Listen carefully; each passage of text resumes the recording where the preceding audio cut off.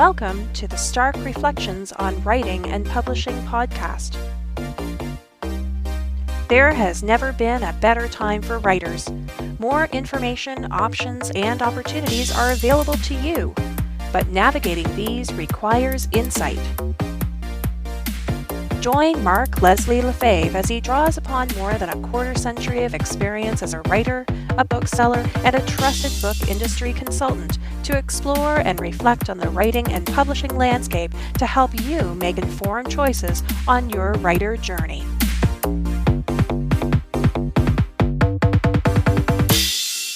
Hello, Reflectives, and welcome to episode 227 of the Stark Reflections podcast. This is your host, Mark Leslie Lefebvre. Actually, this isn't Mark. This is my AI-generated voice from Descript.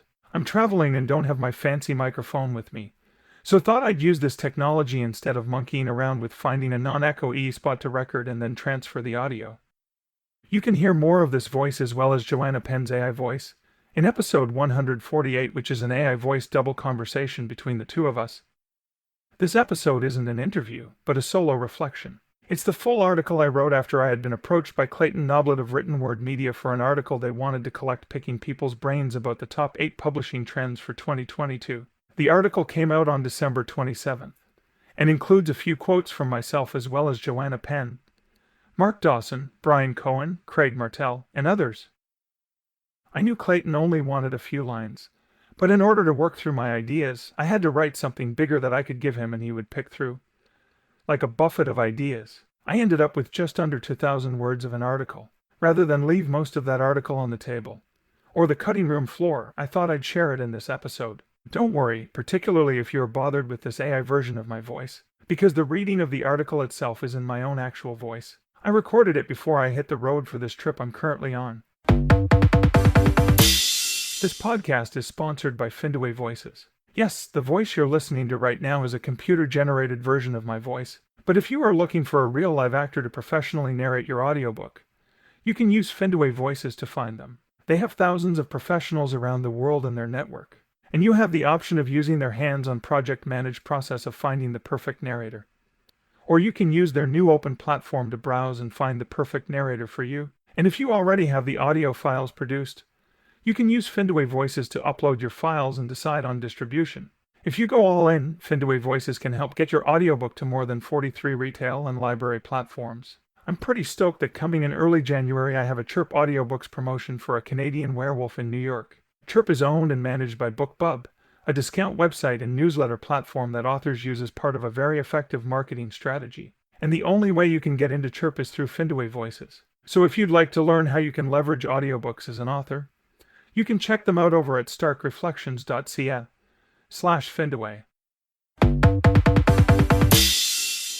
Wow, that was painful. Silly that the AI voice called Findaway Voices Findaway. But enough pain. I'll forego the personal update in this slightly shorter episode. So let's get to the main content.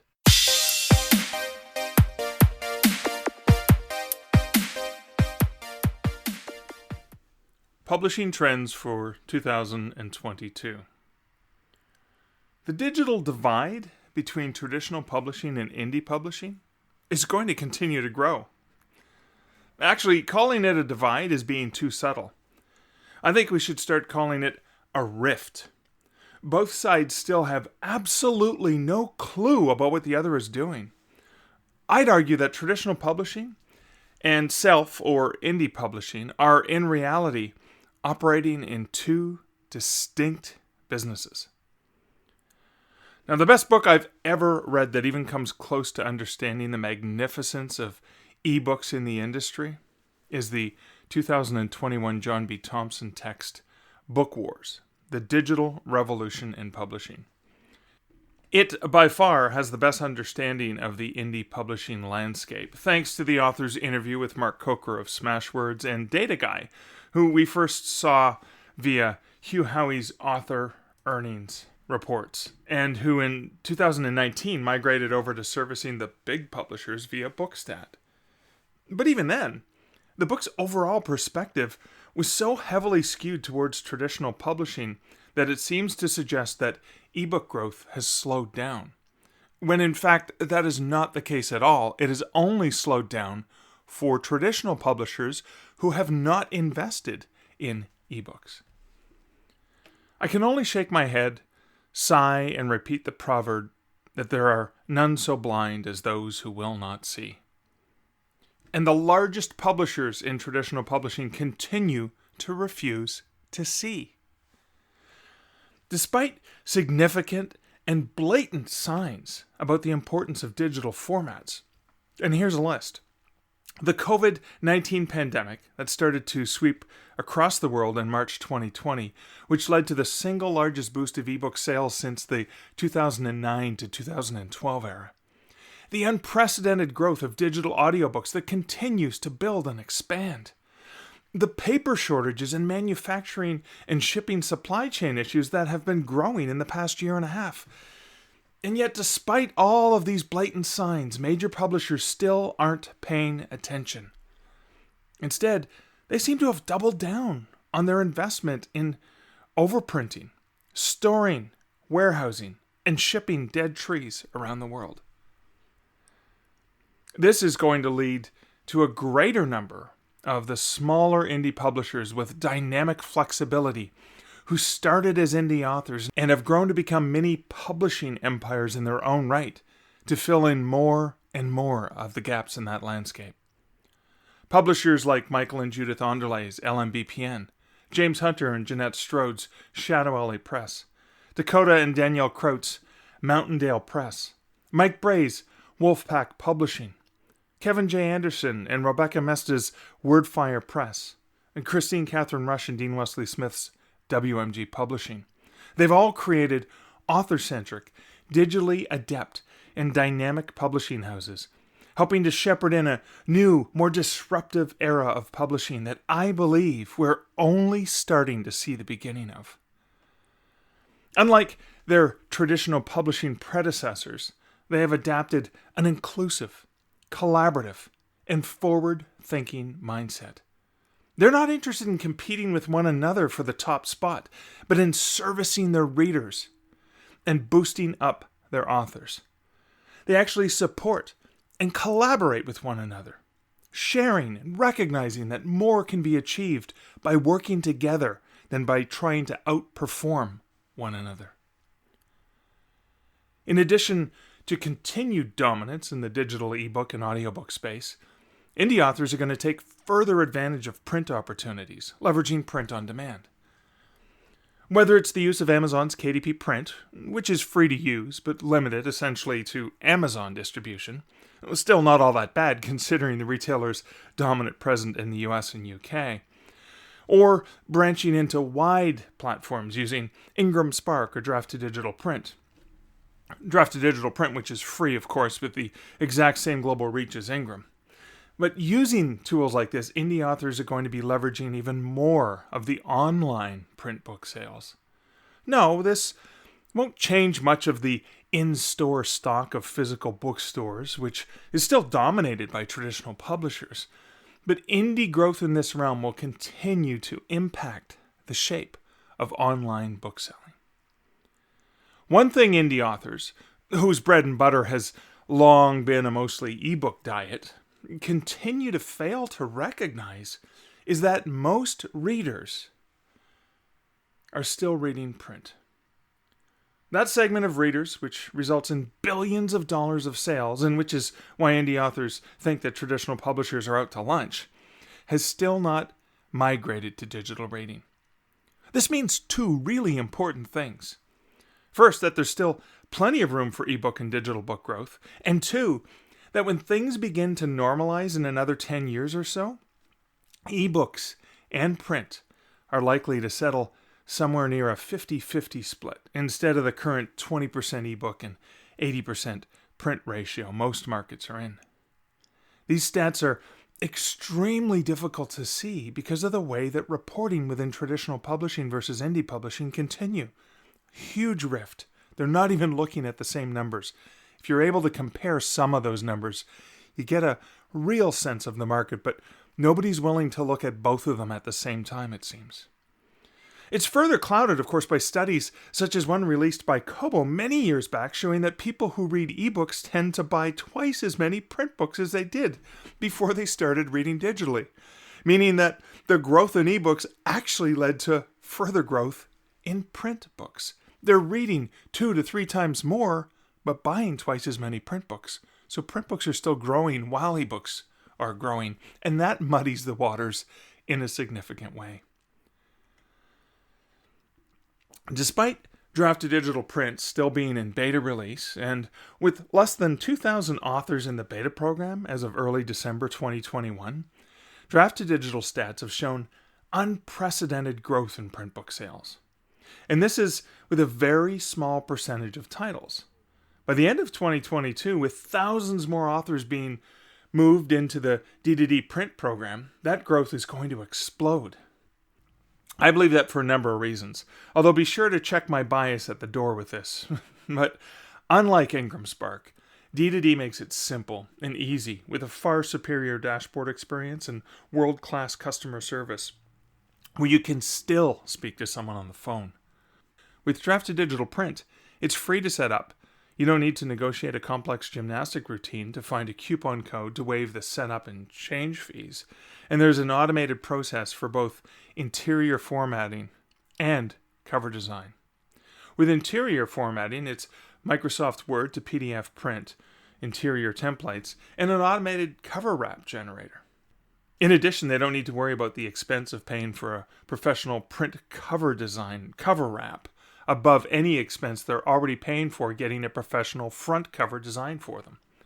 Interestingly, D2D has seen a significant number of non-fiction titles do well within print, which is much higher than what has long been typical for ebooks. Speaking of ebook sales, for 2021, the top trending genres in terms of volume of sales via draft-to-digital are romance, adult and YA, mystery and thriller, adult and YA, sci-fi and fantasy, adult and YA, memoirs and biographies. While the top 3 genres that I just mentioned haven't changed all that much from previous years, it's important to note that memoirs and biographies have now migrated closer to the top of those lists. This means even more earning opportunity for authors outside of the genres that have long been at the forefront of the indie author movement. That diversity will further strengthen indie authors' position in the greater publishing sphere. Another trend, as evidenced through tracking D2D sales stats, is continued international growth. At Draft2Digital in 2018, the US accounted for 62.62% of all D2D platform sales. International sales have grown by over 10% in just a 4-year period. In 2021, the US sales are at 55.61%. That international growth has been coming from Canada, Australia, the UK, Germany, the Netherlands, France, Belgium, Switzerland, New Zealand, and Italy. This will continue the trend as authors realize that, while Amazon may be dominant in the US, there are more markets to reach in other countries via both retail and library platforms. In 2021, for example, Draft2Digital strengthened its sales through a few of the lesser-known to U.S. author platforms of Tolino in Germany, Viblio in France. They also launched a new library wholesaler partner via BorrowBox, which is completely unknown to North America, where Overdrive is the major player, but is a powerfully dominant player in Australia, New Zealand, the UK, and Ireland.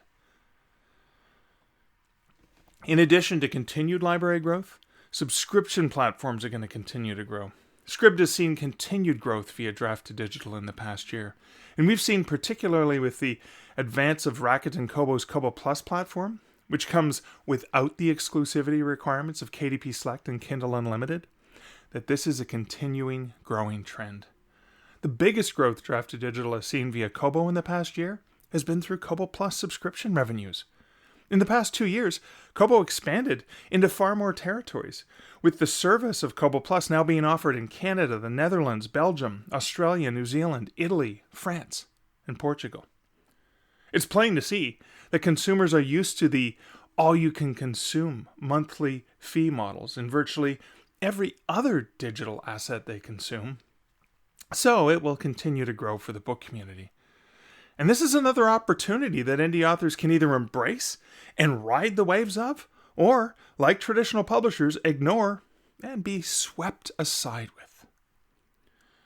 Other non-retail, non-library subscription and serialization platforms will also continue to grow. We know that Amazon launched their own flavor of this through Kindle Vella. This was an obvious ploy to take back some of the market they've been losing to numerous serialization platforms that include Wattpad, Radish, Dream, and so many others. In addition to more subscription models, direct sales are going to continue to grow. As tools and platform availability make it easier, such as plugins for WordPress or other sites, and as savvy authors continue to build upon their author newsletter strategies, they can drive more people to get their books direct. BookFunnel, of course, make it so easy to deliver after a direct sale to whatever reader or platform the consumer prefers to read on, including their own ebook/audiobook app. Now, while I haven't personally pushed much into the direct sales realm, many other authors have been reporting significant growth in this arena. When, for example, Joanna Penn and I released The Relaxed Author earlier in 2021, I was surprised to see just how large a percentage direct sales of that book in ebook and audiobook through Joanna's platform was. Neither Joanna and I dwell much on looking at or worrying about our ranking on Amazon. We're much happier to bring in a significantly higher revenue margin on sales. After all, one of those you can take to the bank, but as far as I'm aware, the bank isn't interested in depositing any of my ego. Drafted Digital recently updated Books to Read, allowing authors who use that free universal book link tool to control which platforms appear first on the list. They can, for example, set their direct sales PayHip link first, and they'll be adding more direct sales link opportunities in Books to Read in 2022. Finally, as I've been publicly decrying since 2014, I believe that the future of publishing is going to continue to become more collaborative. This trend of working together or supporting one another has long been a staple of distinction within the indie author space. Whether it's authors offering each other one-on-one help, public forums, groups, and social media props, there's a stream of generosity, support, encouragement, and pride authors feel when they're able to help out or work in conjunction with others. Drafted Digital has seen evidence of authors working together when their payment splitting option, launched in 2020 for both ebooks and audiobooks, has been continuing to grow. And as more authors begin to realize the freedom that comes when they take a collaborative and inclusive approach to publishing, the industry as a whole will continue to morph and change and prosper with more wealth and more opportunities for authors than ever before in the history of writing and publishing.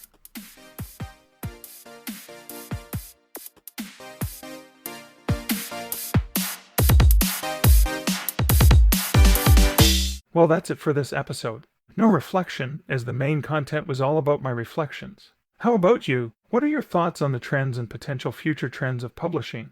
I'll be discussing that topic in the Jan Reflective Roundtable discussion that I'll be announcing the date of in next week's episode. Thanks for listening. This, dear reflective listener, is the last episode for 2021. It has been another challenging year, but I'll be back next episode, or to share a dad joke about it, next year with my real human voice again in the next episode. And so, until next episode and next year, here's wishing you great writing and good Stark reflections. Thank you for listening to the Stark Reflections podcast.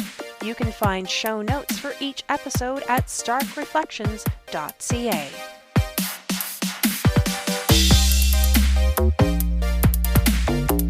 The music for this podcast, Laser Groove, was composed and produced by Kevin MacLeod. Check out more of Kevin's great music at incomptech.com.